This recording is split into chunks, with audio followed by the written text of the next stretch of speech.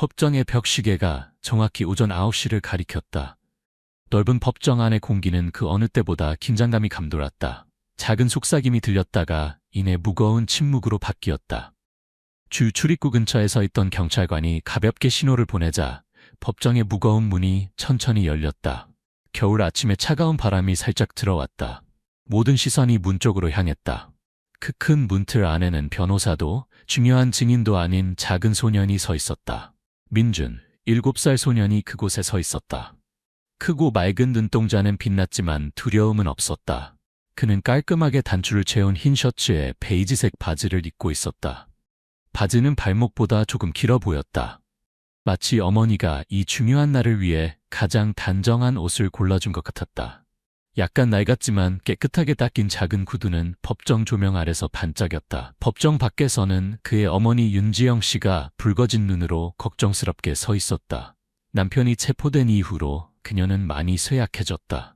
하지만 오늘 가족의 유일한 희망은 법정으로 들어가는 그녀의 어린 아들에게 달려있다는 것을 알고 있었다. 민주는 깊게 숨을 들이마셨다. 작은 손을 꽉 쥐었다.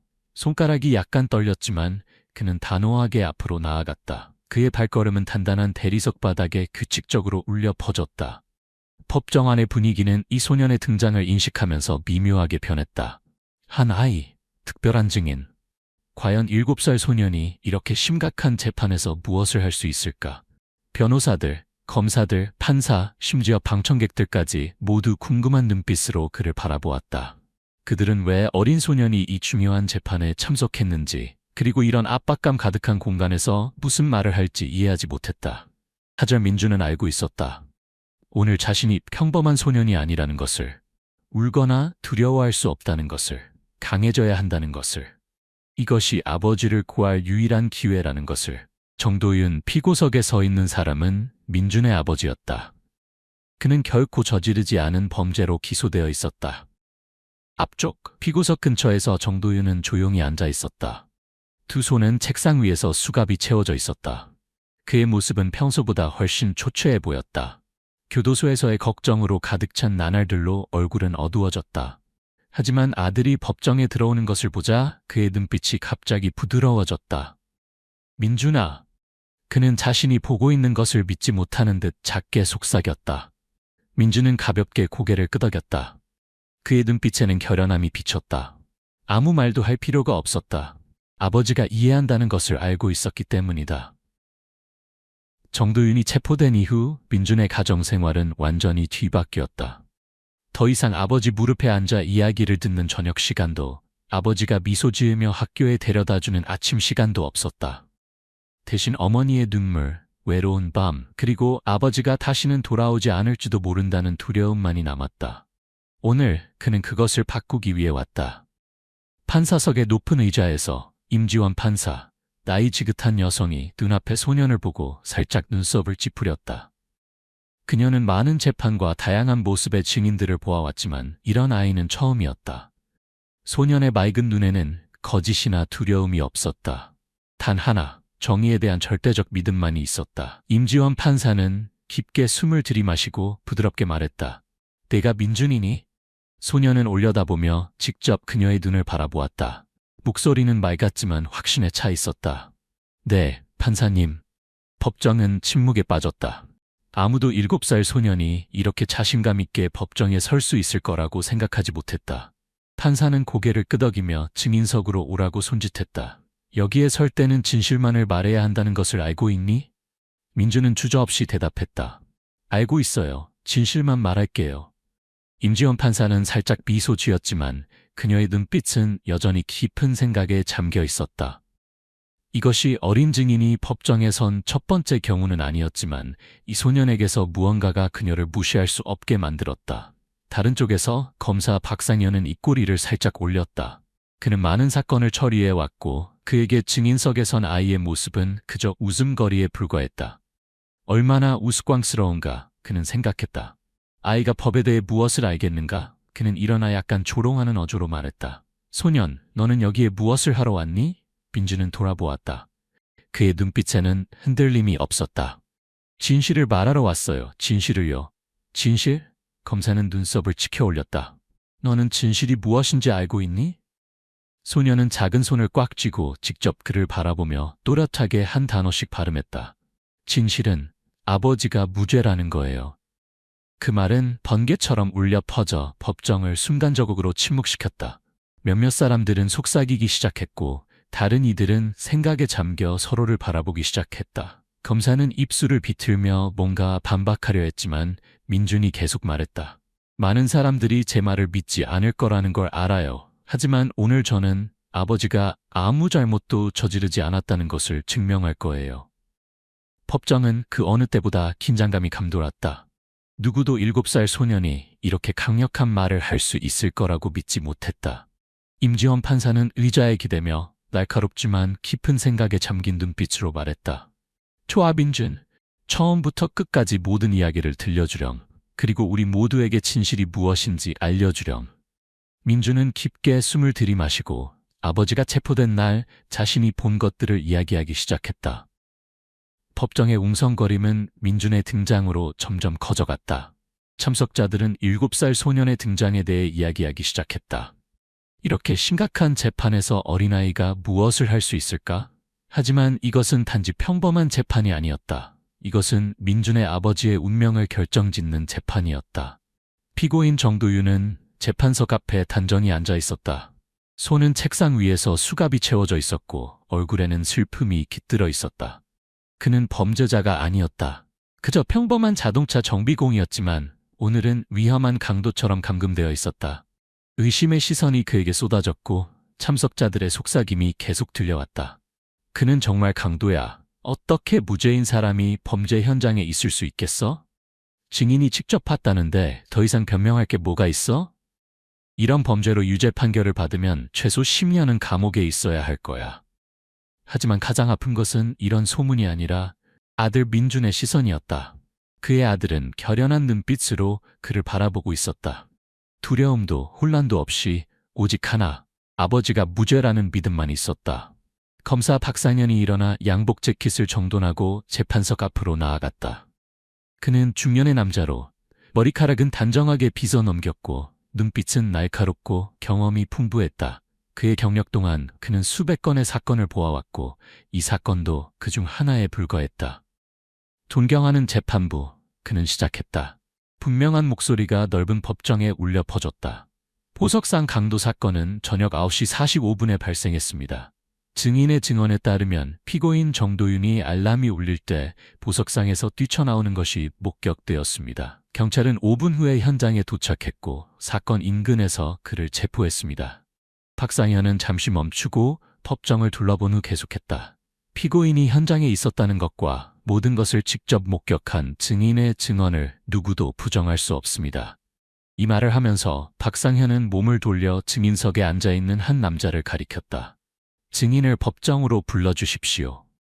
법정 옆에 작은 문이 열리고 중년 남성이 들어왔다. 그는 김태준으로 보석상 맞은편에 있는 가게의 주인이었다.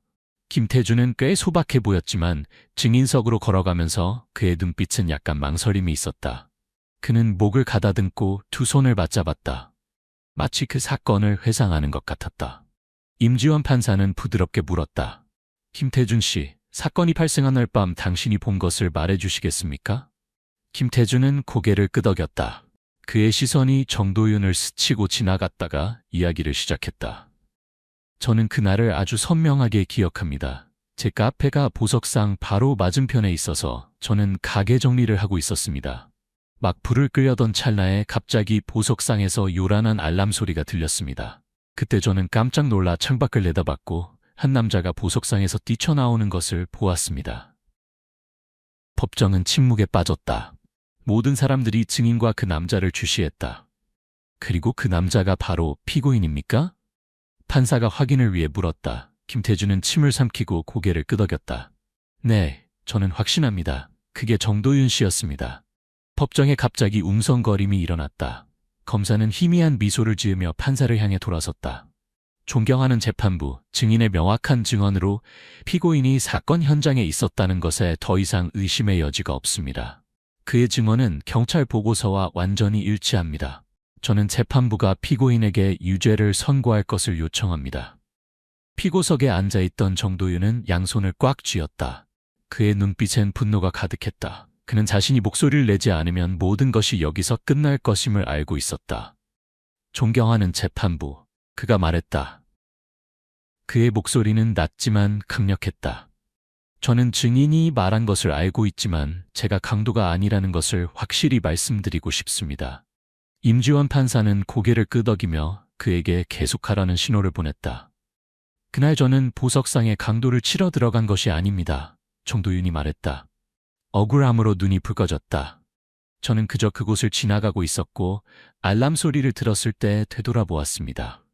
바로 그때 검은 재킷을 입은 한 남자가 저를 스쳐 달려갔습니다. 제가 무슨 일인지 이해하기도 전에 경찰이 들이닥쳐 저를 즉시 체포했습니다. 그는 잠시 멈추고 판사를 직접 바라보았다. 저는 단지 잘못된 시간에 잘못된 장소에 있었기 때문에 기소되었습니다. 법정이 다시 웅성거렸다. 몇몇 사람들은 뭔가 잘못되었다고 느끼기 시작했다. 정도윤의 변호사인 최준호가 이때 일어섰다. 그의 눈빛은 진지했다. 존경하는 재판부, 최준호는 단호한 목소리로 말했다. 우리가 고려해야 할 한 가지가 있습니다. 증인은 정도윤 씨가 보석상에서 뛰쳐나오는 것을 보았다고 말했습니다. 하지만 과연 누가 그가 그곳에 들어가는 것을 직접 보았습니까? 최준호는 김태준을 향해 돌아섰다. 김태준 씨, 당신은 정말로 정도윤 씨가 알람이 울리기 전에 보석상에 들어가는 것을 보았습니까? 증인은 망설였다. 이마에 땀이 맺혔다. 저는 그가 들어가는 것을 보지 못했습니다. 단지 그가 뛰쳐나오는 것만 보았습니다. 이 증언에 법정 사람들은 놀랐다. 그렇다면 다른 누군가가 실제로 안에 들어가 실제 강도였고 경찰이 오기 전에 도망친 것일까? 법정은 웅성거림으로 가득 찼다. 임지원 판사는 미간을 찌푸리며 단호하게 망치를 내리쳤다. 정숙해 주십시오. 그녀는 검사에게 돌아섰다. 그녀의 날카로운 눈빛이 그를 뚫어졌다. 박 검사님, 정도윤 씨가 실제로 강도라는 것을 보여주는 직접적인 증거가 있습니까? 검사는 입술을 살짝 꽉 물었다. 사건 파일에 따르면 경찰은 체포 당시 정도윤 씨의 몸에서 무기나 도난당한 보석을 발견하지 못했습니다. 우리는 추가 조사를 할 것입니다. 박상현은 다소 짜증난 목소리로 말했다. 의심이 재판에 스며들기 시작했다. 실수가 있었던 것일까? 그리고 7살 민준, 그는 손을 꽉 쥐었다.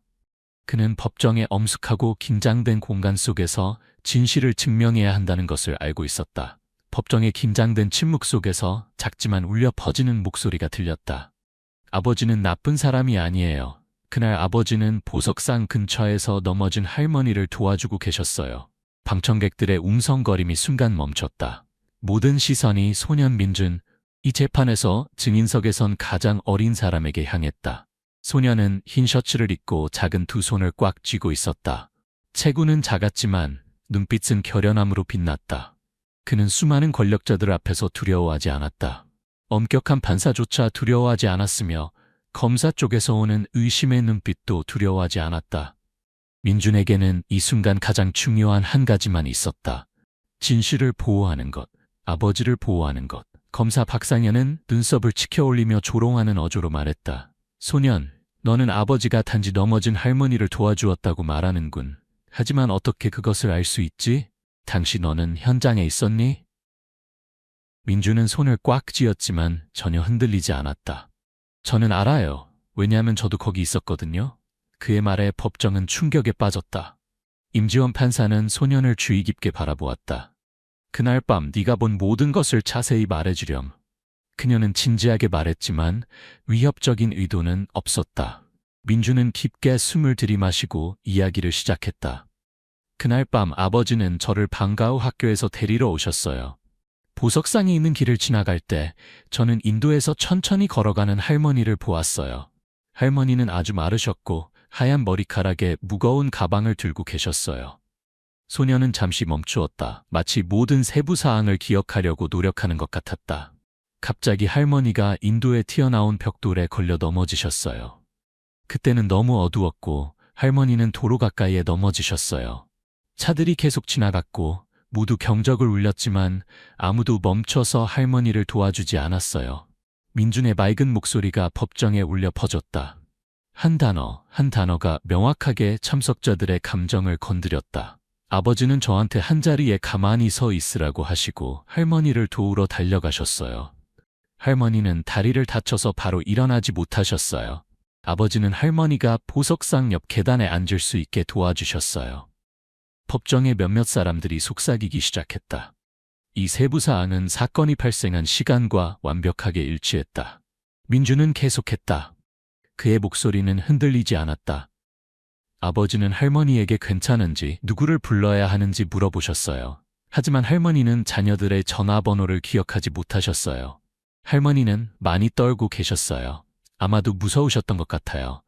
그래서 아버지는 가방에서 물병을 꺼내 할머니에게 주셨어요. 소녀는 입술을 깨물고 검사를 직접 바라보았다. 바로 그때 보석상에서 알람이 울렸어요. 법정의 모든 사람이 숨을 죽였다. 민주는 손을 꽉 쥐었다. 그는 그 순간, 모든 것이 영원히 바뀐 그 순간을 기억했다. 알람이 울렸을 때 저는 깜짝 놀라 쳐다봤어요.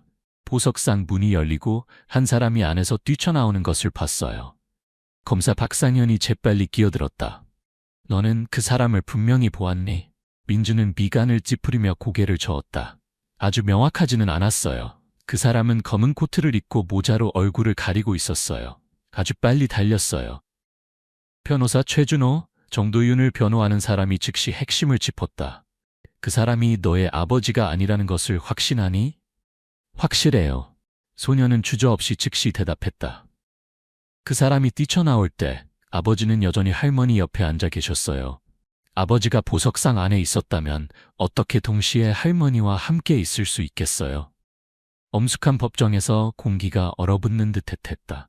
민준의 강력한 증언 이후 그리고 진실이 드러나기 시작했다. 하지만 검사 박상현, 그의 날카로움과 패배를 쉽게 인정하지 않는 것으로 유명한 사람은 아직 이 사건이 쉽게 바뀌도록 놔두지 않았다. 그는 눈을 가늘게 뜨고 차갑게 미소 지었다. 소년, 너의 똑똑함을 인정해. 그의 목소리는 낮았지만 도전적인 함의를 담고 있었다. 하지만 똑똑함이 증거를 대체할 수는 없어. 너는 아무리 감동적인 이야기를 해도 사실을 바꿀 수는 없어. 그는 임지환 판사와 방청객들을 바라보며 계속했다. 우리에게는 피고인이 현장에 있었다고 확인하는 증인이 있습니다. 소년, 네가 그것을 반박할 수 있을까? 네가 말한다고 누가 믿겠니? 법정에서 웅성거림이 일어났다. 몇몇 사람들은 고개를 끄덕이며 검사의 말이 일리 있다고 생각했다. 민주는 손을 꽉 쥐었다. 이것이 가장 어려운 순간임을 알았지만 그는 전혀 흔들리지 않았다. 그는 고개를 들고 검사의 눈을 똑바로 바라보았다. 그의 목소리는 맑았지만 단단했다. 하지만 당신의 증인이 정말로 제대로 봤는지 확실한가요? 누군가 아버지에게 왜 그곳에 있었는지 물어봤나요? 이 질문은 마치 날카로운 칼처럼 법정의 공간을 가로질렀다. 검사 박상현은 아주 짧은 순간 멈칫했지만 민주는 알아챘다. 소녀는 검사의 약점을 정확히 찌른 것을 알았다. 검사 박상현은 재빨리 자신감을 되찾았다. 그는 책상 위에 서류를 뒤적여 사진 한 장을 꺼내 법정에 들어 올렸다. 이것은 사건 발생 시점에 보석상의 보안 카메라에서 찍힌 사진입니다. 그가 말했다. 모든 시선이 법정 구석의 큰 화면으로 향했다. 거기에는 사진이 확대되어 있었다. 사진에는 강도 사건 직후 보석상 문 근처에 서 있는 파란 셔츠를 입은 남자가 찍혀 있었다. 검사 박상현은 사진을 가볍게 두드리며 선언했다. 이것이 바로 정도윤 씨입니다. 증인은 그가 그 시간에 보석상 문 근처에 서 있는 것을 보았습니다. 따라서 우리는 증언과 그가 범죄 현장에 있었다는 것을 증명하는 이미지 모드를 가지고 있습니다. 다시 웅성거림이 일어났다. 최준호 변호사, 정도윤을 변호하는 사람은 미간을 찌푸렸다. 이 사진은 분명히 불리했다. 정도윤 억울하게 누명을 쓴 성실한 피고석에 앉아 있었다. 입술을 꽉 물었다. 심지어 그 자신도 자신이 그곳에 있었다는 것을 부정할 수 없었다. 하지만 그곳에 있었다고 해서 범죄를 저질렀다는 의미는 아니었다. 민주는 이를 알고 있었다. 소녀는 의자 팔걸이를 꽉 잡고 일어났다. 맞아요. 아버지가 거기 계셨어요. 하지만 범죄 현장 근처에 있었다고 해서 범죄자라는 의미인가요? 검사 박상현은 눈썹을 치켜올리며 흥미로운 듯 보였다. 소년, 넌 논쟁을 정말 잘하는구나. 하지만 사건이 발생했을 때 가장 가까이 있던 사람이 주요 용의자가 된다는 것을 기억해. 민주는 입술을 다물었다. 검사 박상현이 계속했다. 만약 내 아버지가 무죄라면 어째서 그가 알람이 울릴 때 바로 그곳에 나타났는지 설명해봐. 이 질문은 소년의 논리에 강한 타격을 주는 것 같다. 하지만 민주는 두려워하지 않았다. 그는 고개를 들고 검사를 똑바로 바라보며 또박또박 말했다. 바로 그 질문 때문에 여러분은 진실을 놓치고 있어요. 검사 박상현은 눈을 가늘게 떴다. 무슨 말이냐? 민주는 깊게 숨을 들이마신 후 임지원 판사를 바라보았다. 판사님, 제가 검사 측 증인에게 질문을 해도 될까요? 판사는 고개를 끄덕였다. 증인을 불러주세요. 증인이 증언대로 올라왔다. 그는 중년 남성 박민석으로 보석상 근처에 있는 상점 주인이었다. 민주는 그를 바라보며 천천히 물었다. 아저씨는 제 아버지가 보석상에서 나왔다고 하셨죠? 박민석은 고개를 끄덕였다. 맞아, 그를 보석상 문 바로 앞에서 보았어. 그리고 바로 그때 알람이 울렸지. 민주는 입술을 다물고 갑자기 물었다. 아저씨는 제 아버지가 보석상에 들어가는 것을 보셨나요? 박민석은 눈을 깜빡였다. 이 질문에 약간 당황한 듯했다. 나는 확실하지 않아. 검사 박상현은 미간을 찌푸렸다. 민주는 그가 반응할 시간을 주지 않고 즉시 말했다. 그렇다면 어떻게 아저씨는 아버지가 안에서 나왔다는 것을 알 수 있죠? 아버지가 이미 밖에 서 있었던 게 아니라고 어떻게 확신하시나요? 박민석은 멈칫했다. 법정은 침묵에 빠졌다. 민주는 검사를 바라보며 분명한 목소리로 말했다. 당신의 증인은 단지 제 아버지가 거기 서 있는 것만 봤을 뿐 그가 보석상에 들어가는 것을 보지 못했어요. 그는 처음부터 밖에 있었을 수도 있어요. 그렇다면 아저씨의 증언만으로는 아버지가 강도라고 단정할 수 없어요. 최준호 변호사가 미소를 지었다. 그는 앞으로 나아가 민준에게 고개를 끄덕인 후 검사를 향해 돌아섰다. 존경하는 재판부, 분명히 증인은 정도윤 씨가 보석상에서 나온 것을 확인할 수 없습니다.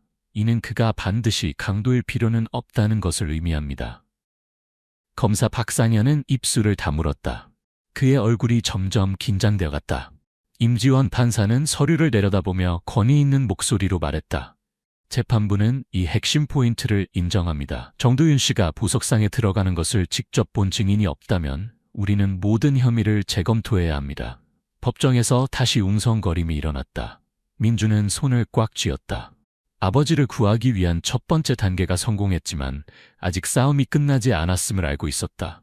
법정의 공기가 얼어붙은 듯했다. 민주는 도전적인 질문을 던졌다. 만약 아버지가 부자였다면 체포되었을까요? 전체 법정이 무거운 침묵에 잠겼다. 모든 참석자들은 그 질문 속의 함의를 이해했지만 아무도 감히 대답을 입 밖으로 내지 못했다. 임지원 판사는 높은 판사석에 앉아 날카로운 눈빛으로 증인석에 서 있는 7살 소년을 내려다보았다. 그녀가 정의의 저울을 든 수년 동안 그녀는 이런 질문을 감히 던지는 아이를 본 적이 없었다. 전체 법률 시스템이 흔들릴 수 있는 질문. 검사 박상현은 순간적으로 굳었다. 그의 평소 자신감이 흔들렸다. 그러다가 반사적으로 그는 책상을 3개 내리치며 소년에게 소리쳤다. 소년, 이곳은 법정이야. 너는 그런 추측성 질문을 할 수 없어. 하지만 민주는 물러서지 않았다. 그는 검사의 눈을 똑바로 바라보며 분명하게 말했다. 저는 추측하는 게 아니에요. 단지 모두가 답을 알지만 아무도 말하지 않는 질문을 했을 뿐이에요. 법정에서 웅성거림이 점점 커졌다. 몇몇 사람들은 고개를 끄덕였다. 민준이 말한 것이 이치에 맞다는 것을 알았기 때문이다. 최준호 변호사, 정도윤을 변호하는 사람은 민준의 지혜와 용기에 깊은 존경심을 느끼며 미소 지었다. 그는 앞으로 나아가 손을 등 뒤로 맞잡고 차분한 목소리로 말했다. 존경하는 재판부, 소년의 질문은 비이성적이지 않습니다. 그것은 우리 모두가 숙고해야 할 문제를 제기합니다. 그는 검사 박상현을 향해 돌아섰다. 검사님은 민준의 질문이 추측이라고 말씀하셨습니다. 그렇다면 저는 사실에 기반한 다른 질문을 드리고 싶습니다. 최준호 변호사는 검사의 책상 가까이 걸어가며 단호한 목소리로 말했다. 만약 높은 지위, 넓은 인맥을 가진 사람이 정도윤 씨와 같은 상황에서 체포된다면 그는 정확히 같은 방식으로 대우받을까요? 그는 확실한 증거도 없이 즉시 구금되고 강도라는 딱지가 붙을까요? 검사 박상현은 입술을 깨물었지만 즉각적으로 대답하지 않았다. 최준호 변호사는 계속했다. 우리는 모두 많은 경우에 차별이 실제한다는 것을 알고 있습니다. 가난하고 좋은 변호사를 고용할 여유가 없고 보호해줄 권력이 없는 사람은 쉽게 대신 죄를 뒤집어 쓸 수 있습니다. 그는 깊게 숨을 들이마시고 검사 박상현을 똑바로 바라보았다. 이것이 바로 우리가 감정이나 가정이 한 사람의 운명을 결정하도록 놔둘 수 없는 이유입니다. 만약 정도윤 씨가 정말로 죄를 지었다면 우리는 판결을 기꺼이 받아들일 것입니다. 하지만 그가 억울하다면 누구도 눈을 감고 모른 채 할 권리가 없습니다. 법정에서는 웅성거림이 일어났다. 검사 박상현은 쉽게 압도당하지 않았다. 그는 냉소적으로 웃으며 차갑게 말했다. 매우 훌륭합니다, 최 변호사님. 하지만 법은 감정에 기반해 판단하지 않습니다. 우리는 증거에 대해 이야기하고 있지 가정이나 사회 이론에 대해 이야기하는 것이 아닙니다. 그는 민준을 향해 돌아섰다. 그의 눈빛은 날카로웠다. 소년, 너는 법정 전체를 생각하게 만드는 질문을 했어. 하지만 이제 사실로 돌아가자. 그는 정도윤을 가리켰다. 너의 아버지는 보석상 근처에 있었어. 우리는 증인의 증언과 카메라 영상을 가지고 있어. 만약 네가 그가 강도와 관련이 없다는 것을 증명하지 못한다면 부자든 가난하든 사실을 바꿀 수 없어. 그는 팔짱을 끼고 도전적으로 민준을 바라보았다. 그래서 네가 증명할 수 있을까? 법정의 분위기는 극도로 긴장되었다. 모든 시선이 민준에게 향했다. 소녀는 살짝 미소 지으며 한 걸음 물러섰다. 할 수 있어요. 검사 박상현은 약간 눈썹을 찌푸렸다. 소년의 자신감에 놀란 듯했다. 민준은 최준호 변호사를 바라보며 고개를 끄덕였다. 변호사는 미소 지으며 재킷 주머니에서 작은 USB를 꺼냈다. 존경하는 재판부, 제가 이 사건의 방향을 완전히 바꿀 것이라고 믿는 영상이 있습니다. 모든 사람들이 멈췄다. 검사 박상현은 미간을 찌푸렸다. 무슨 영상입니까? 최준호 변호사는 대답하지 않고 그저 USB를 법정 서기에게 건넸다. 몇 초 후 영상이 큰 화면에 나타났다. 영상 속 이미지는 선명했다. 보석상의 카메라가 아닌 다른 각도에서 촬영된 카메라가 중요한 순간, 강도가 일어난 순간을 모두 담고 있었다. 검은 옷을 입고 얼굴을 가린 남자가 보석상에서 뛰쳐나왔다. 큰 가방을 안고 있었다. 몇 초 후 정도윤이 나타났지만 보석상 안에서가 아니라 반대 방향에서였다. 잠깐만요. 패심원 중 한 명이 외쳤다. 정도윤 씨는 보석상에서 나오지 않았어요. 영상에서 그는 보석상으로 달려가고 있어요. 넘어진 할머니가 인도에 있는 곳으로요. 정도윤 씨는 보석상을 강도하지 않았어요. 단지 누군가를 도우러 왔을 뿐이에요. 법정은 환호성으로 가득 찼다. 임지원 판사는 미간을 찌푸리며 검사 박상현을 바라보았다. 검사님, 하실 말씀이 있으십니까? 검사는 이를 꽉 물었다. 분명히 정도윤에 대한 모든 혐의가 무너지고 있었다. 민준은 손을 꽉 쥐었다. 그런 다음 임지원 판사를 바라보았다. 그럼 이제 제가 아까 질문을 다시 해도 될까요? 법정은 침묵에 빠졌다. 소녀는 판사를 똑바로 바라보았다. 눈빛은 마치 어른처럼 날카로웠다. 만약 아버지가 부자였다면 체포되었을까요? 임지원 판사는 소년을 오랫동안 바라보다가 한숨을 내쉬었다. 아무도 대답하지 않았지만 모두가 답을 알고 있었다. 법정에는 영상이 상영된 후 숨막히는 침묵이 흘렀다. 정도윤을 향한 고발이 흔들리기 시작했다. 임지원 판사는 손을 책상에 대고 생각에 잠긴 표정을 지었다. 검사 박상현은 분명히 기뻐하지 않았다. 그는 손에 든 서류를 꽉 쥐었다. 마치 상황을 뒤집을 방법을 찾는 것처럼 보였다. 모두가 진실만이 아버지를 구할 수 있다는 것을 알았다. 그때 툭 법정문이 갑자기 열렸다. 모든 시선이 그쪽으로 향했다. 한 노년 여성이 들어왔다. 그녀는 60대 후반으로 보였고 몸은 약간 마른 편이었다. 머리카락은 반 이상이 하얗게 변했고 얼굴에는 많은 주름이 세월의 흔적을 보여주고 있었다. 하지만 그녀의 눈은 여전히 빛나고 있었다. 걱정스러운 빛을 담고 있었다. 그녀는 떨리며 주위를 둘러보았다. 약간 두려워 보였다. 임지원 판사는 미간을 찌푸리며 물었다. 당신은 누구십니까? 여성은 침을 삼켰다. 그녀의 목소리는 약간 떨렸다. 저는 김순자입니다. 저는 바로 정도윤 씨가 강도 당일 도와준 사람입니다. 법정에 웅성거림이 일어났다. 민주는 눈을 크게 떴다. 희망의 감정이 그의 가슴 속에서 솟아올랐다. 그는 작은 손을 꽉 쥐고 흥분을 억누르려 했다. 마침내 진짜 증인이 나타난 것이다. 임지원 판사는 김순자에게 증인석으로 나오라고 손짓했다. 그녀는 천천히 걸어갔다. 다리는 약간 떨렸지만 눈빛에는 결연함이 가득했다. 증인석에 서서 그녀는 몸을 숙여 피고인인 정도윤을 바라보았다. 억울하게 고발당한 남자를. 그녀는 깊게 숨을 들이마시고 따뜻한 목소리로 말했다. 더 일찍 오지 못해 죄송합니다. 정도윤은 눈을 크게 떴다. 그의 목소리는 쉬어 있었다. 김순자 씨, 정말로 당신이십니까? 김순자는 고개를 끄덕였다. 그녀는 검사 박상현을 똑바로 바라보고 모든 것을 이야기하기 시작했다. 그날 저는 보석상 근처를 지나가고 있었습니다. 저는 나이가 들었고 다리가 약해서 인도로 올라가다가 보석상 문 앞에서 넘어졌습니다. 그녀는 잠시 멈추고 숨을 고른 후 계속했다.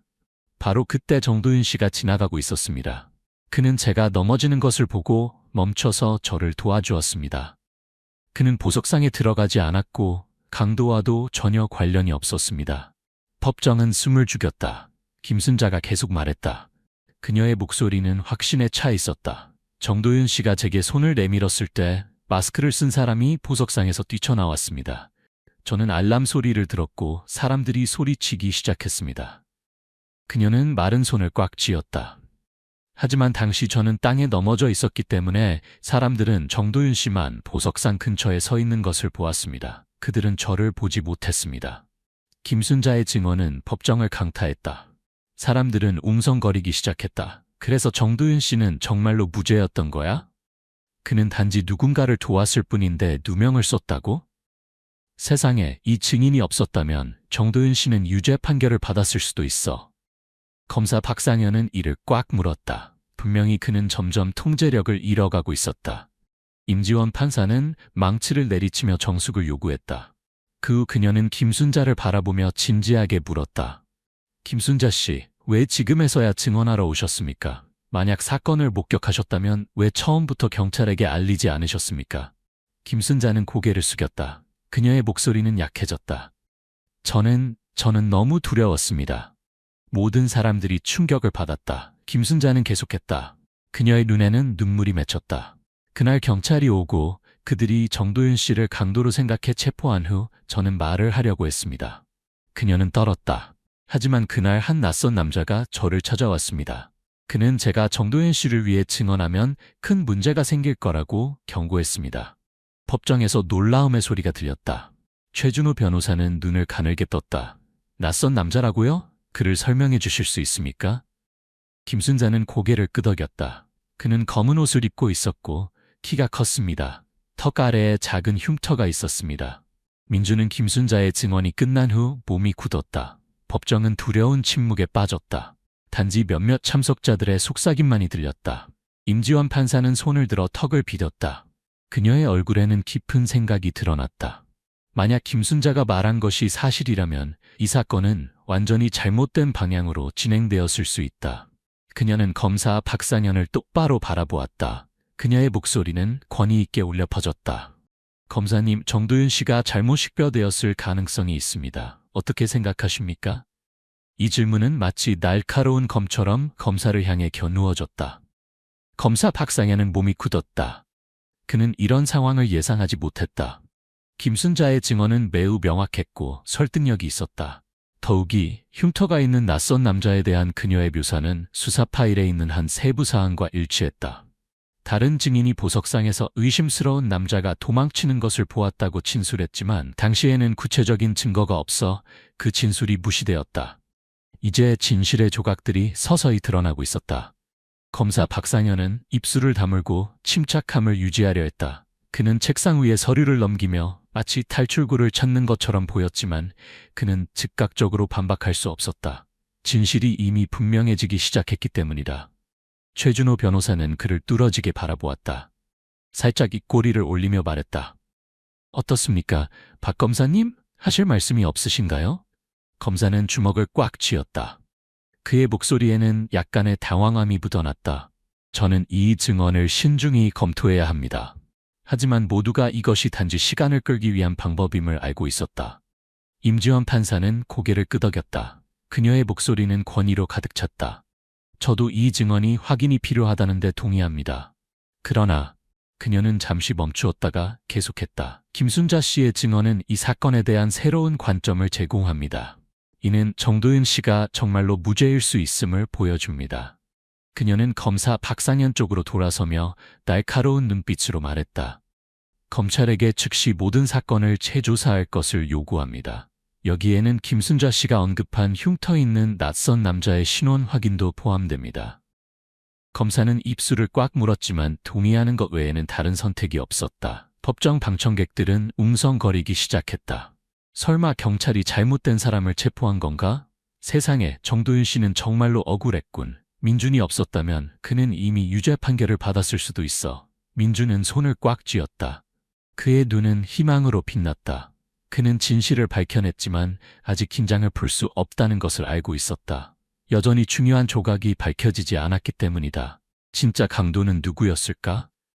흉터가 있는 남자는 이 사건과 어떤 관련이 있을까? 진실을 감추려는 세력이 아직 존재하는 것일까? 그 대답은 여전히 앞에 놓여 있었다. 검사 박상현은 깊게 숨을 들이마셨다.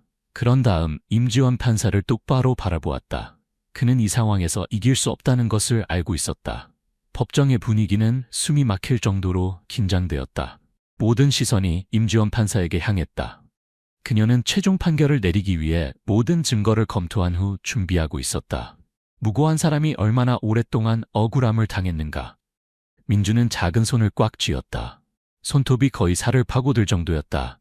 그가 한 모든 것, 그의 용감한 말, 모두 이 순간을 위한 것이었다. 최준호 변호사는 앞으로 약간 몸을 기울였다. 그의 눈빛은 긴장으로 가득했다. 검사 박상현은 더 이상 이전처럼 오만하지 않았다. 그는 책상을 내려다보고 있었다. 아마도 무고한 사람을 이런 상황에 몰아넣은 것에 대해 스스로를 책망하고 있을 것이다. 아래쪽 방청석에서 군중은 숨을 죽였다. 아무도 감히 말하지 못했다. 모두가 대답을 기다리고 있었다.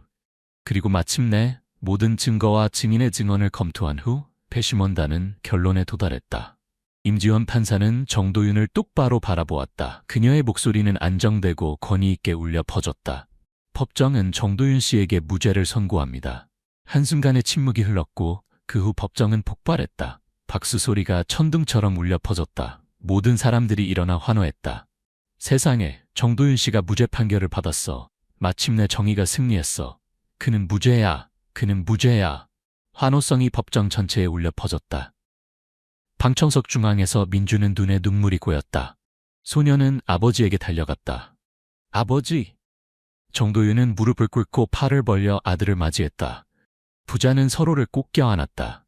뜨거운 눈물이 뺨을 타고 흘러내렸다. 아버지는 우리 아들이 똑똑하다는 걸 알았어.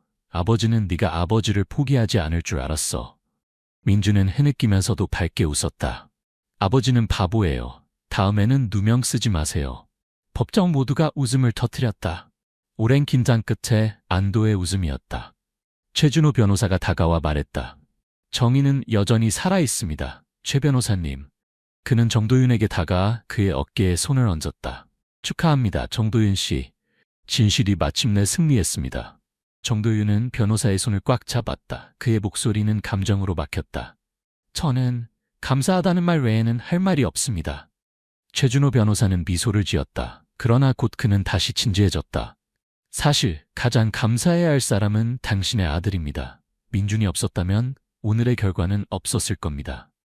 정도윤은 돌아서서 민준을 바라보았다. 그의 눈에서 눈물이 흘러내렸다. 그는 아들의 머리를 쓰다듬었다. 그의 목소리는 떨렸다. 민준아, 네가 아버지를 구했구나. 민준은 눈물을 닦았다. 소녀는 환한 미소를 지었다. 그럼 이제 아버지는 제게 선물을 주셔야 해요. 법정 모두가 웃음을 터뜨렸다. 모두가 부자의 애정에 감동받았다.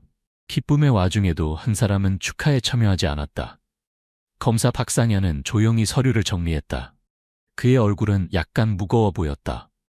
오늘 그는 패배했지만 이것은 단순한 패배가 아니라 정의에 대한 교훈이었다. 최준호 변호사가 그에게 다가가 부드럽게 말했다. 박 검사님, 오늘 당신도 무언가를 깨달으셨죠? 검사는 잠시 멈춘 후 한숨을 내쉬었다. 저는 모든 각도를 신중히 고려하지 않고 정도윤 씨를 너무 성급하게 기소했습니다. 다행히 아직 늦지 않았습니다. 최준호 변호사는 미소 지었다. 정의는 항상 빛을 찾는 방법을 가지고 있습니다. 오늘은 단지 조금 늦게 도착했을 뿐입니다. 검사 박상현은 고개를 끄덕인 후 조용히 법정을 떠났다. 아마도 그는 오늘 일어난 일에 대해 생각할 것이다. 정도윤과 민준이 법정을 나왔을 때 밖에는 이미 군중이 기다리고 있었다. 이웃들, 친구들, 그리고 정의를 믿는 낯선 사람들까지 정도윤을 기다리고 있었다. 모두 미소를 짓고 있었다. 축하해요, 정도윤 씨. 마침내 무죄 판결을 받으셨군요. 당신은 정말 좋은 사람이에요. 하늘은 좋은 사람을 저버리지 않아요. 정도윤은 감동했다. 그는 모든 사람들 앞에서 깊이 고개를 숙였다. 모두 감사합니다. 저를 믿어주셔서 감사합니다. 민주는 아버지의 손을 꼭 잡았다. 소년의 미소는 태양처럼 빛났다. 오늘 그는 성공했다. 아버지를 보호했다. 비록 정도윤은 무죄 판결을 받았지만 아직 한 가지 중요한 것이 밝혀지지 않았다. 진짜 강도는 누구였을까? 김순자가 본 흉터 있는 남자는 누구였을까? 이 사건은 정말로 끝난 것일까? 축하하는 군중 속에서 한 사람이 조용히 자리를 떠났다.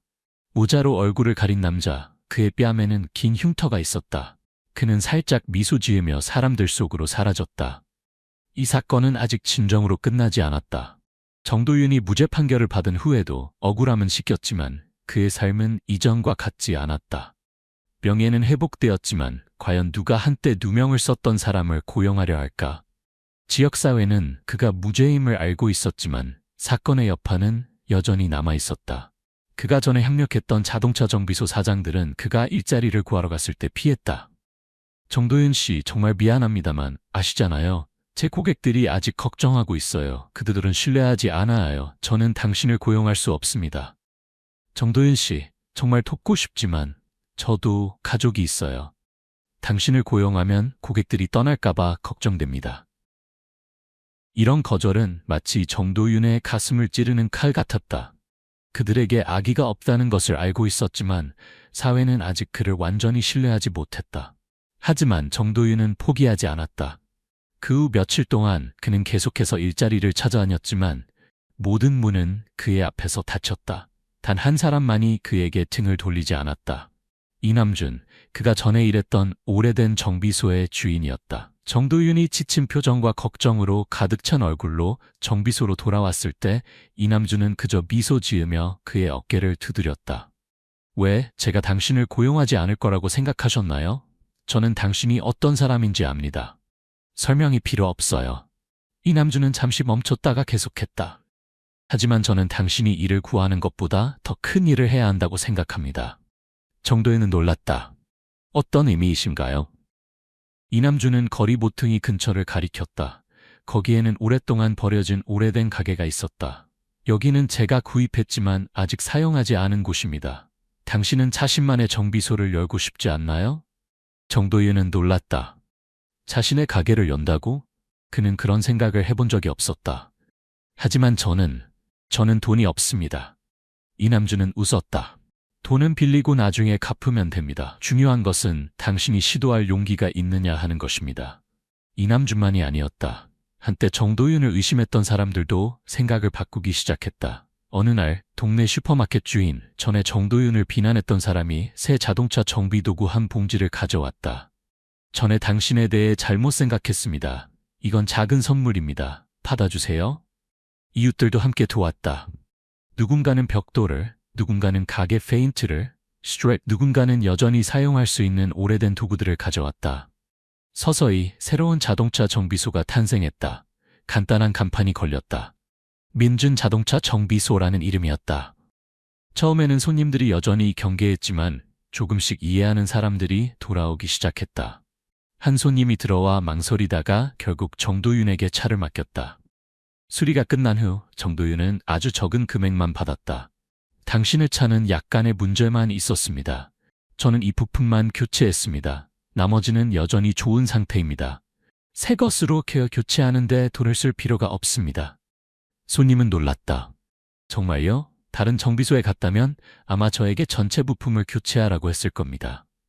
시간이 지남에 따라 정직한 자동차 정비사에 대한 이야기가 퍼져나갔다. 한때 작았던 정비소는 동네에서 잘 알려진 장소가 되었다. 민주는 항상 아버지 곁에 있었다. 소녀는 작은 일들을 도왔다. 때로는 도구를 들고, 때로는 물건을 사러 가고, 때로는 그저 아버지 옆에 앉아 차에 대해 배웠다.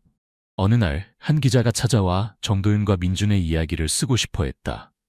7살 소년이 아버지의 운명을 바꾸고 정의에 대한 사회의 인식을 바꾼 이야기. 그 기사는 온라인에 게재되자마자 소셜미디어에서 화제가 되었다. 사람들은 토론하기 시작했다. 만약 민준이 없었다면 정도윤의 운명은 어땠을까?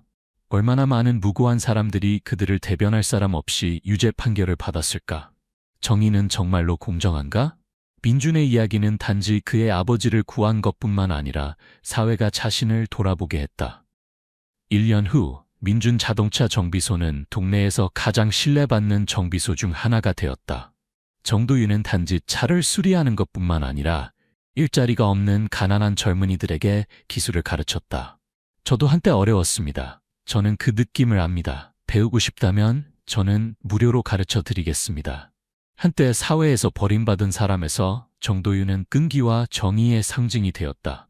어느 날 한 어린 소년이 정비소로 달려왔다. 손에는 고장난 장난감 자동차를 들고 있었다. 아저씨, 제 자동차를 고쳐주실 수 있나요?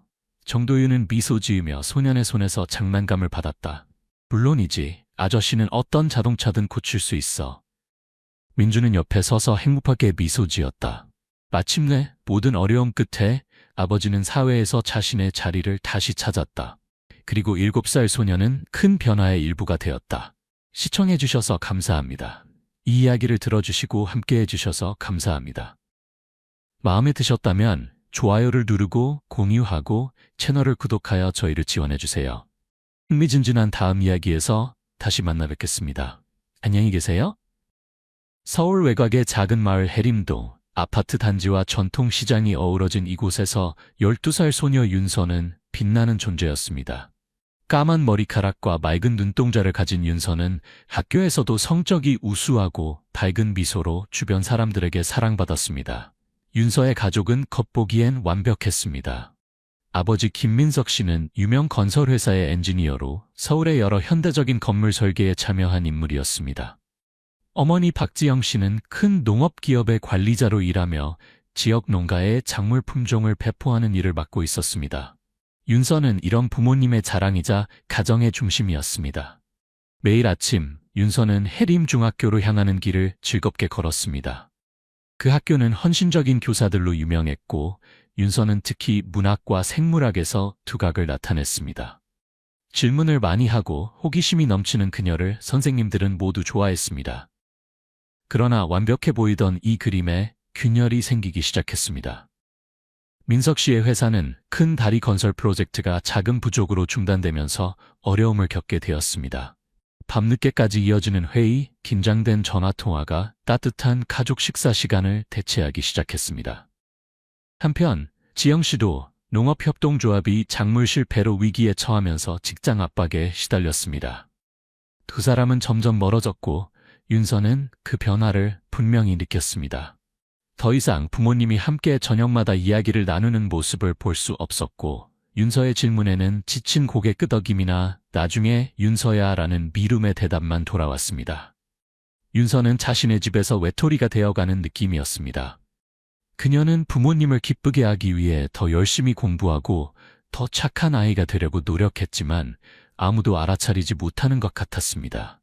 비 오는 어느 오후 윤서는 창가에 앉아 유리창에 흘러내리는 빗방울을 바라보며 생각했습니다. 뭔가를 해야 해. 이대로는 안 돼. 그 결심이 윤서를 한 가지 생각으로 이끌었습니다.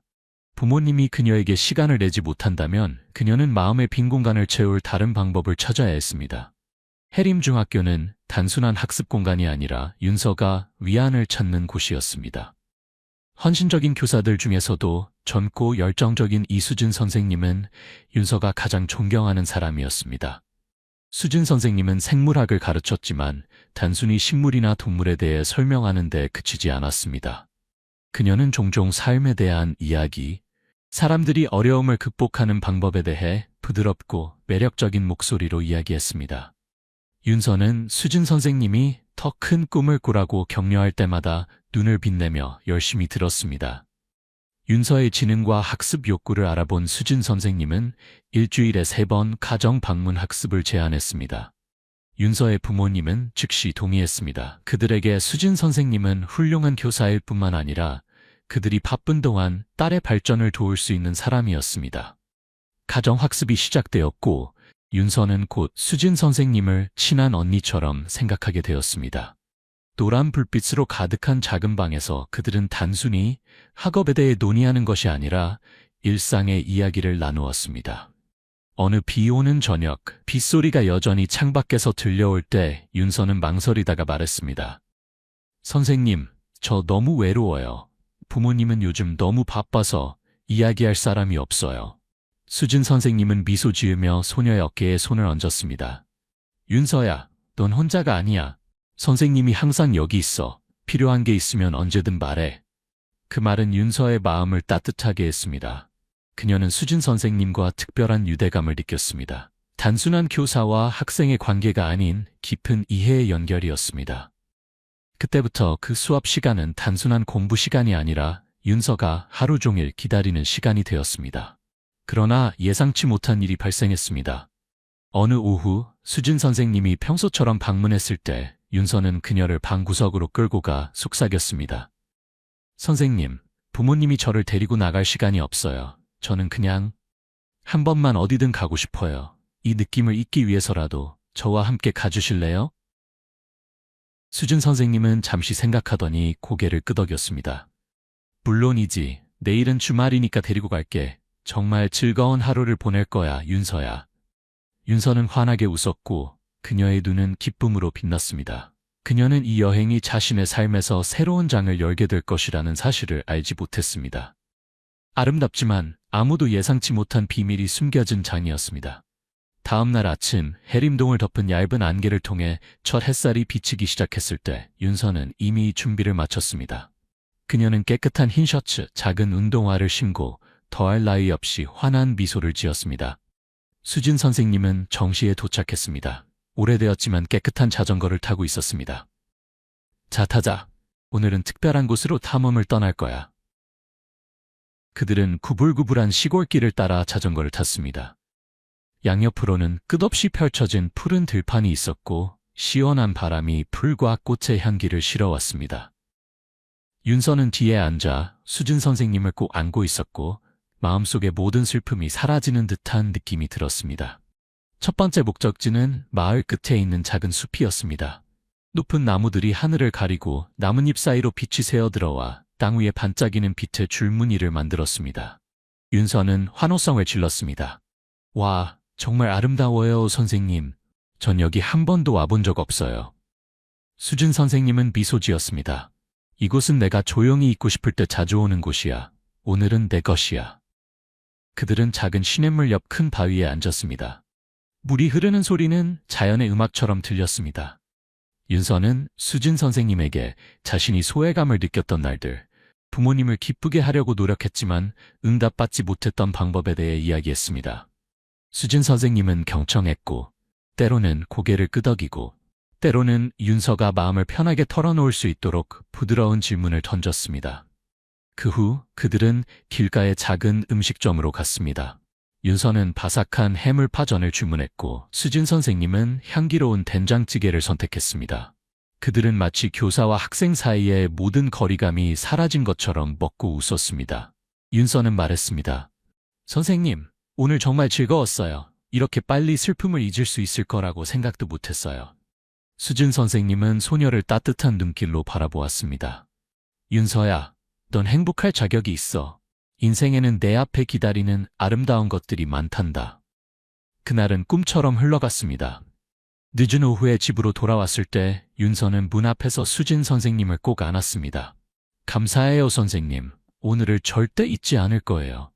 수진 선생님은 소녀의 머리를 쓰다듬었습니다. 나도 즐거웠어. 내일 또 가고 싶으면 다시 가자. 윤서는 빠르게 고개를 끄덕였고 그녀의 마음은 희망으로 가득 찼습니다. 그녀는 이 기쁨이 그녀의 삶을 영원히 바꿀 일련의 사건들의 시작에 불과하다는 것을 알지 못했습니다. 다음 며칠 동안 윤서와 수진 선생님은 때려야 뗄 수 없는 동반자가 되었습니다. 매주 주말마다 그들은 해림동의 작은 구석구석을 함께 탐험했습니다. 화려한 들꽃밭에서부터 지역 아이들이 모이는 오래된 댐까지 모든 여행은 추억이 되었고 모든 이야기는 그들을 더 단단히 묶는 끈이 되었습니다. 윤서는 더 이상 외롭지 않았습니다. 수진 선생님은 단순한 교사가 아니라 청자, 안내자, 그리고 때로는 소녀와 함께 장난치는 친구였습니다. 한 번은 들판에서 메뚜기를 잡으며 작은 곤충들이 이리저리 뛰어다닐 때 함께 웃었습니다. 또 다른 날에는 오래된 나무 아래 앉아 수진 선생님이 꿈꾸었던 먼 여행에 대한 이야기를 들었습니다. 윤서의 부모님은 딸의 변화를 알아차렸습니다. 그녀는 더 행복해졌고 예전처럼 그들에게 많은 질문을 하지 않았습니다. 민석 씨와 지영 씨는 안도감을 느꼈고 수진 선생님이 그들의 딸의 정신적 웰빙을 잘 돌보고 있다고 생각했습니다. 그들은 심지어 수진 선생님을 몇 번 저녁 식사에 초대하기도 했고 그녀의 헌신에 감사를 표했습니다. 그러나 어느 날 아침 윤서는 이상한 느낌으로 깨어났습니다. 그녀는 피곤함을 느꼈고 배가 약간 불편했지만 아마도 며칠 동안 너무 열심히 놀았기 때문이라고 생각했습니다. 그녀는 아무에게도 말하지 않고 조용히 식탁에 앉아 아침을 먹었습니다. 지영 씨는 출근 준비를 서두르며 딸을 바라보았습니다. 윤서야, 괜찮니? 안색이 안 좋아 보이는데. 네, 그냥 조금 피곤해요. 괜찮을 거예요. 윤서는 미소를 지으려고 노력하며 대답했습니다. 하지만 정오가 되자 불편함은 사라지지 않고 더 뚜렷해졌습니다. 윤서는 배에 둔한 통증을 느끼기 시작했습니다. 마치 몸 안에서 무언가가 깨어나는 것 같았습니다. 그녀는 방금 가정방문 수업을 위해 도착한 수진 선생님에게 달려갔습니다. 선생님, 배가 너무 아파요. 어떻게 해야 할지 모르겠어요. 수진 선생님은 눈썹을 찌푸리며 윤서의 이마에 손을 얹었습니다. 열은 없는 것 같은데. 어디 보자. 하지만 윤서의 고통스러운 표정을 보고 수진 선생님은 걱정했습니다. 어머님께 전화해야겠어. 뭔가 이상해. 지영 씨는 소식을 듣자마자 급히 집으로 돌아왔습니다. 배를 움켜쥐고 있는 딸을 보고 당황했습니다. 윤서야, 뭘 먹었길래 이렇게 아프니? 소화불량인가? 모르겠어요, 엄마. 그냥 점점 더 아파요. 윤서는 약한 목소리로 대답했습니다. 지영 씨는 망설임 없이 딸을 지역병원으로 데려가기로 결정했습니다. 수진 선생님도 걱정스러운 눈빛으로 함께 갔습니다. 그들은 이 병원 방문이 온 가족을 악몽 속으로 끌어들일 충격적인 비밀을 밝히게 될 것이라고는 예상하지 못했습니다. 해림병원은 작지만 깨끗한 건물로 복도에는 소독약 냄새가 희미하게 풍겼습니다. 윤서는 진료실로 안내되었고 침착한 중년 남성인 정 박사가 검진을 시작했습니다. 그는 증상에 대해 몇 가지 질문을 한 다음 소녀가 단순히 소화장애를 앓고 있다고 생각하며 진통제를 처방했습니다. 하지만 지영 씨는 여전히 불안했습니다. 여전히 배를 안고 창백한 얼굴로 누워있는 딸을 보며 그녀는 불길한 예감을 느꼈습니다. 그녀는 수진 선생님의 손을 잡고 속삭였습니다. 수진 씨, 뭔가 이상해요. 추가 검사를 해봐야 할 것 같아요. 아무것도 놓치고 싶지 않아요. 수진 선생님은 고개를 끄덕였습니다. 제가 의사에게 말해볼게요. 그들은 더 확실한 확인을 위해 초음파 검사를 요청했습니다. 정 박사는 그것이 단지 예방조치라고 생각하면서도 동의했습니다. 윤서는 초음파실로 안내되어 걱정스러운 눈으로 침대에 누웠습니다. 소녀는 왜 엄마와 수진 선생님이 그렇게 긴장하는지 이해하지 못했지만 그들을 둘러싼 무거운 분위기를 느낄 수 있었습니다. 초음파 기계가 윤서의 배 위를 지나갈 때 담당 의사인 젊은 여성 이 박사는 갑자기 멈췄습니다. 그녀의 얼굴은 창백해졌고 눈은 자신이 보는 것을 믿을 수 없다는 듯 커졌습니다. 그녀는 정 박사를 불러 윤서가 듣지 못하는 무언가를 속삭였습니다. 두 사람은 빠르게 대화를 나눈 후 정 박사는 지영 씨를 향해 돌아섰습니다. 지영 씨, 잠시 따로 이야기를 나눌 수 있을까요? 지영 씨와 수진 선생님은 의사를 따라 방 한쪽으로 갔습니다. 윤서는 그곳에 누워 심장이 두근거리며 무슨 일이 벌어지는지 이해하지 못했습니다. 지영 씨가 돌아왔을 때 그녀의 눈은 붉게 충혈되어 있었고 손은 결과지를 들고 떨리고 있었습니다. 그녀는 윤서를 바라보며 목이 메어 말했습니다. 윤서야, 엄마에게 진실을 말해줘. 우리에게 말하지 않은 무슨 일이 있었니? 윤서는 어리둥절했습니다. 아니요, 엄마. 무슨 말씀이신지 모르겠어요. 그냥 배가 아플 뿐이에요. 하지만 지영 씨는 더 이상 참을 수 없었습니다. 그녀는 딸을 꽉 안고 눈물을 흘렸습니다. 어떻게 이런 일이? 내 딸은 겨우 12살인데. 수진 선생님은 옆에 서 있었고 그녀의 얼굴은 빗기가 사라졌습니다. 초음파 결과는 윤서가 임신 중임을 보여주었습니다. 너무 어린 소녀에게는 믿기 힘든 일이었습니다. 정 박사는 추가 조사가 필요하다고 설명했지만 지영 씨는 거의 듣지 못했습니다. 그녀는 수진 선생님에게 돌아서서 단호하게 물었습니다. 수진 씨는 윤서와 가장 많은 시간을 보냈어요. 뭔가 알고 있나요? 수진 선생님은 고개를 저었고 그녀의 목소리는 떨렸습니다. 지영 씨, 맹세코 아무것도 몰라요. 저는 윤서를 위해 최선을 다하고 싶었을 뿐이에요. 방은 무거운 침묵에 잠겼습니다. 윤서는 상황의 심각성을 완전히 이해하지 못했지만 그것을 느낄 수 있었습니다. 소녀는 울기 시작했습니다. 엄마, 너무 무서워요. 저는 아무것도 몰라요. 그 끔찍한 비밀은 윤서의 가족이 준비되지 않은 고통스러운 진실로 이어지는 문을 열었습니다. 운명적인 초음파 검사 후 윤서의 가족 내 분위기는 폭풍이 다가오는 것처럼 질식할 듯 무거워졌습니다. 지영 씨는 딸의 침대 옆에 앉아 떨리는 손으로 윤서의 손을 잡았습니다. 방금 회사에서 호출된 민석 씨는 비 오기 전 하늘처럼 어두워진 얼굴로 방 한쪽에 서 있었습니다. 아무도 말하지 않았지만 모두의 시선은 침대에서 몸을 웅크리고 눈물에 젖은 12살 소녀를 향했습니다. 윤서야, 부모님에게 진실을 말해다오. 우리에게 숨긴 일이 있었니? 민석 씨가 깊지만 압박감 있는 목소리로 물었습니다. 윤서는 눈물을 흘리며 고개를 저었습니다. 아무것도 몰라요, 아빠. 그냥 배가 아팠을 뿐이에요. 너무 무서워요. 지영 씨는 딸을 꼭 안고 침착함을 유지하려고 노력했습니다. 괜찮아, 얘야. 무서워하지 마. 엄마는 너를 믿어. 하지만 이 일을 분명히 알아내야 해. 수진 선생님은 여전히 방문가에 조용히 서 있었지만 갑자기 말했습니다. 지영 씨, 민석 씨, 정말 무슨 일이 일어나고 있는지 이해할 수 없어요. 윤서랑 항상 함께 있었지만 비정상적인 것을 본 적이 없어요. 민석 씨는 차가운 눈빛으로 수진 선생님을 바라보았습니다. 당신은 가족 외에 윤서와 가장 가까운 사람이에요. 뭔가 있었다면 알았을 텐데. 맹세코 아무것도 몰라요. 수진 선생님은 떨리는 목소리로 대답했습니다. 저는 윤서가 공부하고 행복하기를 바랐을 뿐이에요. 하지만 수진 선생님의 설명은 민석 씨와 지영 씨의 의심을 누그러뜨리지 못했습니다.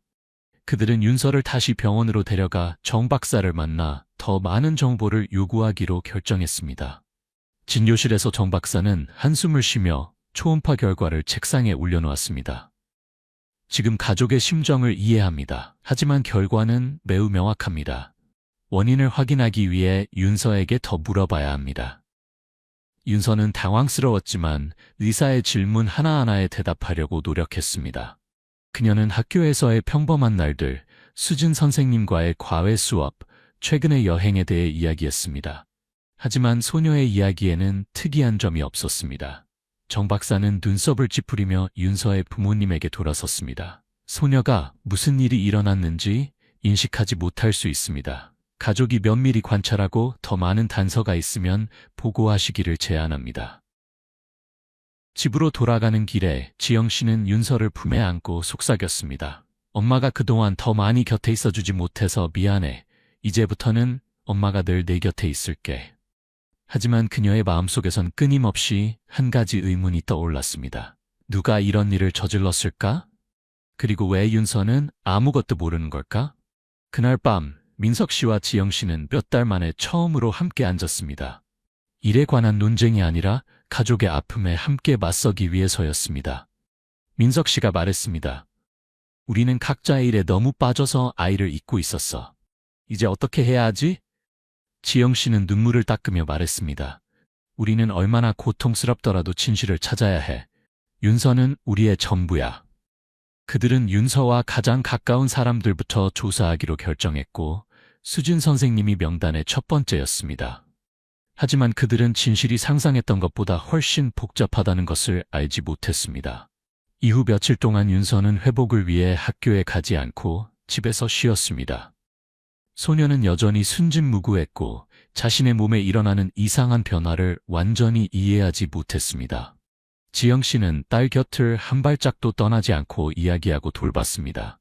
민석 씨는 조용히 조사를 시작했고 이 끔찍한 미스터리 뒤에 숨은 원인을 찾기로 결심했습니다. 수진 선생님은 대면 조사를 위해 집으로 불려왔습니다. 민석 씨의 감시하는 시선 아래 그녀는 윤서와 함께 보낸 시간에 대한 모든 세부 사항을 설명했습니다. 그녀는 윤서를 절대 낯선 사람과 혼자 두지 않았으며 모든 여행은 통제된 상태에서 이루어졌다고 주장했습니다. 하지만 민석 씨는 쉽게 믿지 않았습니다. 그는 적어도 모든 것이 명확해질 때까지 수진 선생님에게 과외를 중단할 것을 요구했습니다. 수진 선생님은 슬픈 표정으로 떠났지만 지영 씨의 마음에는 여전히 의심의 불씨가 남아 있었습니다. 그녀는 기억을 더듬어가며 지난 몇 달 동안의 이상한 징후를 찾으려 노력했습니다. 그리고 갑자기 작은 세부 사항이 생각났습니다. 몇 주 전 지영 씨가 출장 중이었을 때 윤서는 집에 온 백완공에 대해 이야기했습니다. 소녀는 그 사람이 매우 친절했고 수진 선생님이 물을 가지러 간 사이에 그와 잠시 대화를 나눴다고 말했습니다. 당시 지영 씨는 별로 신경 쓰지 않았고 그것이 사소한 일이라고 생각했습니다. 하지만 지금 그 기억은 그녀의 가슴을 칼로 찌르는 것 같았습니다. 민석, 한 달 전에 왔던 백완공 기억나요? 지영 씨가 떨리는 목소리로 남편에게 물었습니다. 민석 씨는 눈살을 찌푸렸습니다. 네, 마을 서비스 업체에서 불렀죠. 왜요? 윤서가 그 사람과 한동안 혼자 있었대요. 수진 선생님이 그 순간에 자리를 비웠고 민석 씨는 즉시 백완 서비스에 연락해 그 작업자에 대한 정보를 찾았습니다. 몇 번의 통화 끝에 그들은 그의 이름이 김호철이라는 것을 알게 되었습니다. 약 40세의 남자로 해림동 외곽에 살고 있었습니다. 민석 씨는 경찰인 친구 한 명과 함께 직접 김호철을 만나기로 결정했습니다. 그들이 도착했을 때 김호철은 허름한 집에 앉아 있었고 그의 주름진 얼굴은 피곤해 보였습니다. 그는 민석 씨를 보고 놀란 듯했습니다. 제가 뭘 잘못했길래 절 찾아오셨나요? 김호철이 물었습니다. 민석 씨는 돌려 말하지 않았습니다. 한 달 전에 우리 집에 배관 수리를 하러 오셨죠. 제 딸 기억하시나요? 김호철은 고개를 끄덕였습니다. 물론이죠. 귀여운 소녀였어요. 배관 작업에 대해 몇 가지 질문도 했었죠. 왜 그러세요? 하지만 민석 씨가 윤서의 상태에 대해 언급하자 김호철의 얼굴이 참백해졌습니다. 그는 더듬거리며 말했습니다. 저는 아무것도 하지 않았어요. 그냥 소녀와 잠깐 얘기했을 뿐이에요. 민석 씨의 경찰 친구가 앞으로 나서며 냉정한 목소리로 말했습니다. 경찰서로 저희와 함께 가시는 게 좋겠습니다. 상황을 명확히 해야 합니다. 무죄라면 두려워할 것 없습니다. 김호철은 끌려갔고 민석 씨는 무거운 마음으로 집으로 돌아왔습니다. 그는 낯선 사람이 이런 끔찍한 일을 저질렀다고 믿고 싶지 않았지만 모든 단서가 고통스러운 진실로 이어지고 있었습니다. 해림동 경찰서에서 김호철은 여러 시간 동안 신문을 받았습니다. 처음에는 모든 혐의를 부인하며 윤서와 단 몇 분만 대화했다고 주장했습니다. 그러나 날카로운 질문과 가족이 제공한 증거, 특히 다른 성인이 없을 때 그가 집에 있었던 시간 등의 압박에 직면하자 김호철은 무너지기 시작했습니다. 마침내 그는 고개를 숙이고 쉰 목소리로 말했습니다. 저는 그럴 의도가 없었어요. 그때 통제력을 잃었어요. 죄송합니다. 그 자백은 윤서의 가족에게 망치로 내려치는 것 같았습니다. 민석 씨는 김호철에게 달려들어 때리고 싶은 분노를 억누르기 위해 주먹을 꽉 쥐었습니다. 소식을 들은 지영 씨는 바닥에 쓰러져 흐느꼈습니다. 내 아이, 어떻게 그런 짓을 저지를 수 있죠? 윤서는 경찰서에 없었지만 가족 분위기의 변화를 느낄 수 있었습니다. 소녀는 부모님이 더 많이 우는 것을 보았고 그들이 자신을 더 꽉 안는 것을 느꼈지만 아무도 명확하게 설명해주지 않았습니다. 그녀는 그저 물었습니다. 엄마, 제가 뭘 잘못했어요? 왜 모두가 이렇게 슬퍼해요? 지영 씨는 딸을 안고 흐느꼈습니다. 아니, 윤서야, 내가 잘못한 게 아니야. 너를 지켜주지 못한 부모의 잘못아? 김호철이 체포된 후 윤서의 가족은 고통스러운 침묵 속에 빠졌습니다. 그들은 적어도 지금은 소녀에게 전체 진실을 알리지 않기로 결정했습니다. 충격을 견디지 못할까봐 두려웠기 때문입니다. 하지만 그들은 또한 윤서의 삶이 다시는 예전과 같지 않을 것임을 이해했습니다. 정 박사는 추가 검사 후 가족에게 윤서를 더 전문적인 치료를 받을 수 있는 더 큰 병원으로 데려갈 것을 권고했습니다. 그는 말했습니다. 소녀의 상태는 면밀한 관찰이 필요합니다. 우리는 그녀의 안전을 보장하기 위해 최선을 다할 것입니다. 민석 씨와 지영 씨는 동의했습니다. 그들은 윤서를 도 병원으로 데려갔고 그곳에서 소녀는 헌신적인 의사들의 보살핌을 받았습니다. 그 기간 동안 두 사람은 번갈아가며 딸 곁을 지키며 그들이 놓친 시간을 만회하려고 노력했습니다. 진실을 알게 된 수진 선생님은 붉은 눈으로 윤서를 방문했습니다. 윤서야, 그때 내 곁에 있지 못해 미안해. 이런 일이 일어날 줄 몰랐어. 윤서는 약하게 미소 지었습니다. 선생님, 슬퍼하지 마세요. 저는 선생님이 항상 저에게 좋은 분이란 걸 알아요. 고통이 여전히 남아 있었지만 윤서의 가족은 이를 극복할 방법을 찾기 시작했습니다. 그들은 앞으로의 길이 쉽지 않을 것임을 알았지만 모든 어려움에 함께 맞서기로 결심했습니다. 시간이 흐르면서 윤서는 병원에서 회복되기 시작했습니다. 의사들의 보살핌과 부모님의 끝없는 사랑 아래 소녀는 예전처럼 고통스러워하지 않았습니다. 하지만 그 작은 몸은 아무도 원치 않았던 변화를 겪었습니다. 민석 씨와 지영 씨는 전문가의 조언을 구한 후 의학적 조언과 딸의 미래를 보호하고자 하는 바람에 따라 윤서의 임신을 가장 안전한 방법으로 종료하기로 결정했습니다.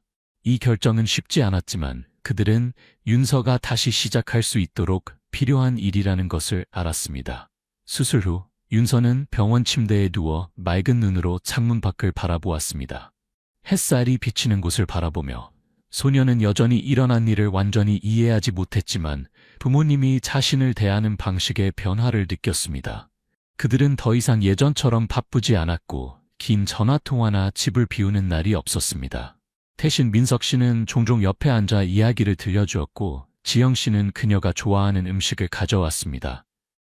어느 오후 황혼이 병실을 황금빛으로 물들일 때 지영 씨는 윤서의 손을 잡고 부드럽게 말했습니다. 윤서야, 엄마가 너에게 이런 많은 고통을 겪게 해서 미안해. 이제 엄마는 너를 다시는 떠나지 않을 거야. 윤서는 엄마를 바라보며 미소 지었습니다. 엄마, 그렇게 말씀하지 마세요. 저는 엄마와 아빠가 항상 저를 사랑한다는 걸 알아요. 저는 그냥 모두가 행복했으면 좋겠어요. 민석 씨가 작은 상자를 들고 들어왔습니다. 그는 상자를 열었고 안에는 윤서의 이름이 새겨진 예쁜 목걸이가 있었습니다. 이건 아빠가 너에게 주는 선물이야. 무슨 일이 있어도 아빠와 엄마가 항상 내 곁에 있다는 걸 기억하게.